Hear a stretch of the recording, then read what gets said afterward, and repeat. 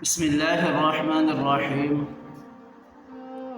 5 قسم کے گناہ کرنے والی عورت کا حشر نشر جو ہے وہ جہنمیوں کے ساتھ ہوگا۔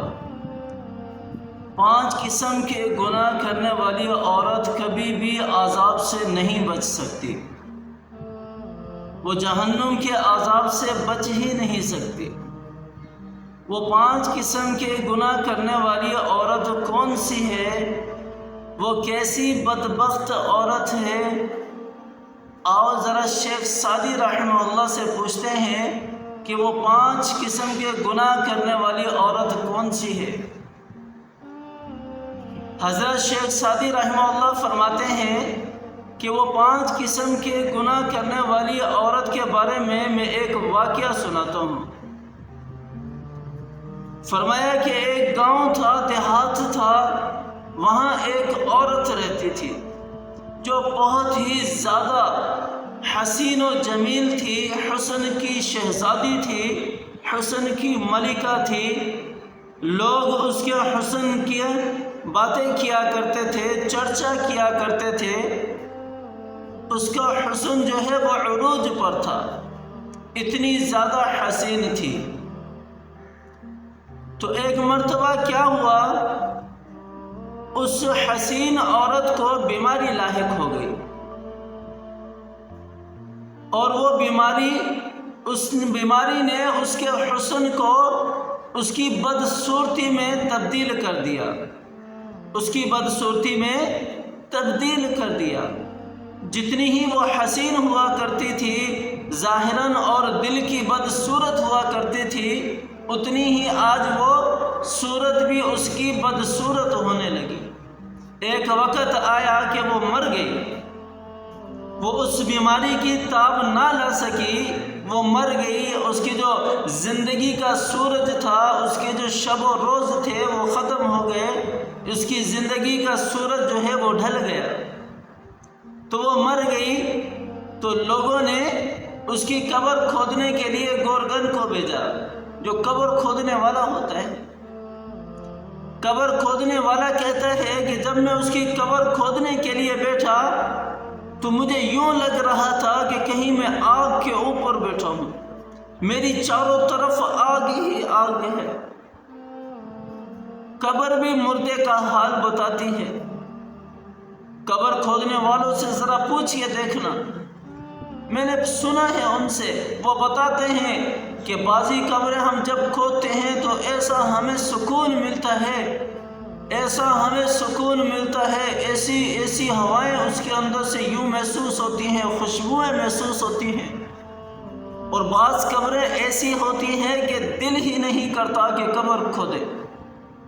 تو وہ گورکن کہنے لگا کہ میں گویا کہ جہنم کے اوپر بیٹھا ہوں، انگاروں کے اوپر بیٹھ کر میں قبر کھود رہا ہوں۔ بہرحال اس نے قبر کو کھودا۔ جب اس عورت کو غسل دے کر، کفن پہنا کر، اس حسن کی شہزادی کو جس کا سورج ڈھل گیا تھا قبرستان لے کر آئے، نماز جنازہ پڑھائی۔ نماز جنازہ پڑھا کر جب اسے دفنانے لگے تو اس کی قبر کے اندر سب دیکھتے ہیں کہ بچھو ہی بچھو ہیں، کیڑے ہی کیڑے ہیں، منہ کھولے بیٹھے ہیں قبر کے اندر، بچھو منہ کھولے بیٹھے ہیں قبر کے اندر، جیسے کہ وہ کسی چیز کا انتظار کر رہے ہوں کہ ہمارے پاس آئے گی، ہماری غذا ہمارے پاس آ رہی ہے، جو اللہ نے ہماری ڈیوٹی لگائی ہے اسے ہم پورا کرنے جا رہے ہیں۔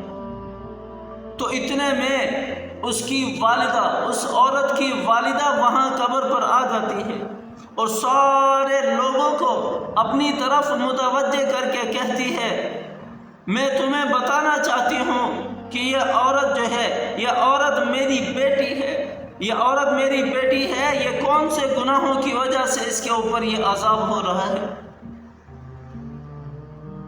فرمایا کہ اس کی سب سے بری عادت، پہلی اور بری عادت یہ تھی کہ یہ لوگوں کے سامنے بناؤ سنگھار کیا کرتی تھی، اپنے بالوں کو کٹایا کرتی تھی، اپنے بالوں کو کھلا چھوڑ کر لوگوں کے سامنے جایا کرتی تھی۔ لوگوں کے ایمان کو اس نے خراب کر دیا۔ لوگوں کے دین کو اس نے خراب کر دیا۔ میں اسے سمجھاتی تھی، یہ مجھے ڈانٹ دیا کرتی تھی۔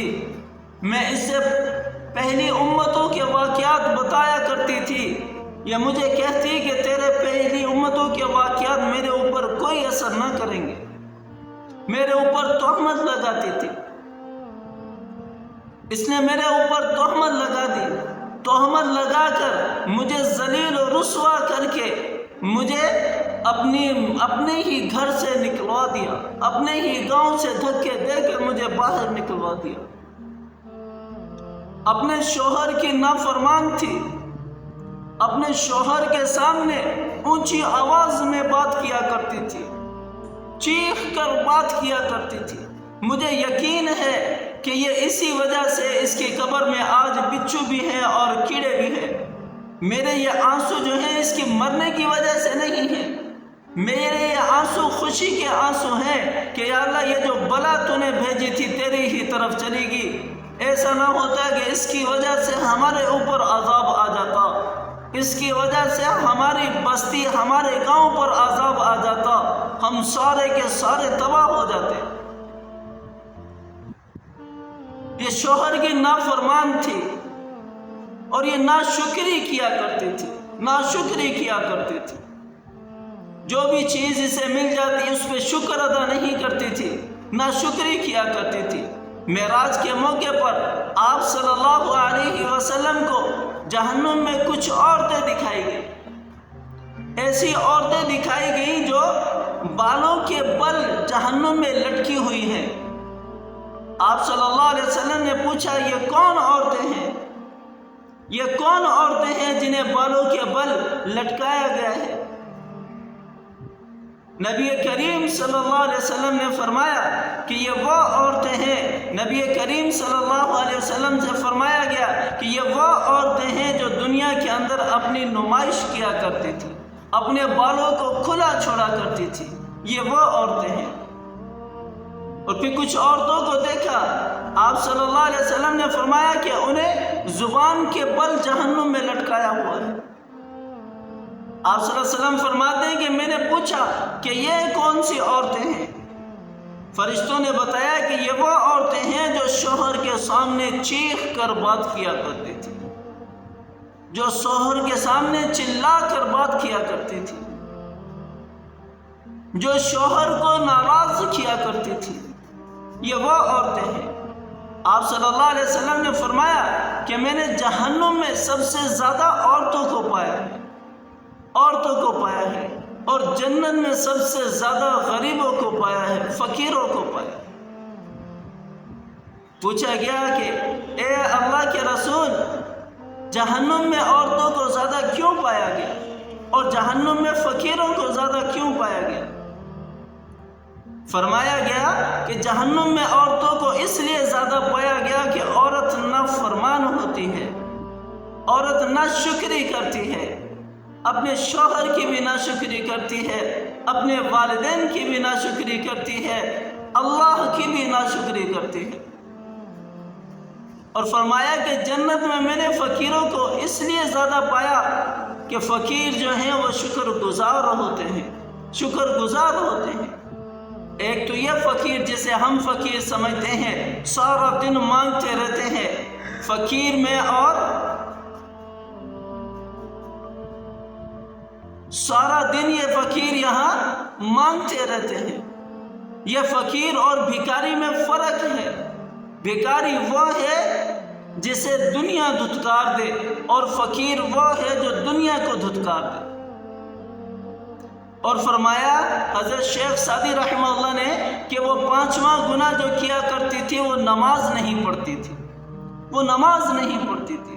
میرے بھائیو، نماز پڑھو اس سے پہلے کہ ہماری نماز پڑھی جائے، نماز پڑھو اس سے پہلے کہ ہمیں قبر میں دفنایا جائے، نماز پڑھو اس سے پہلے کہ ہمیں کفن میں دفنایا جائے، ہمارے اوپر کفن پہنایا جائے، قبر کی طرف لے جایا جائے، اس سے پہلے نماز پڑھو۔ والدین کا دل کبھی نہ دکھانا، والدین کا دل کبھی نہ دکھانا۔ والدین بڑی ہستی ہے، والدین بڑی ہستی ہے۔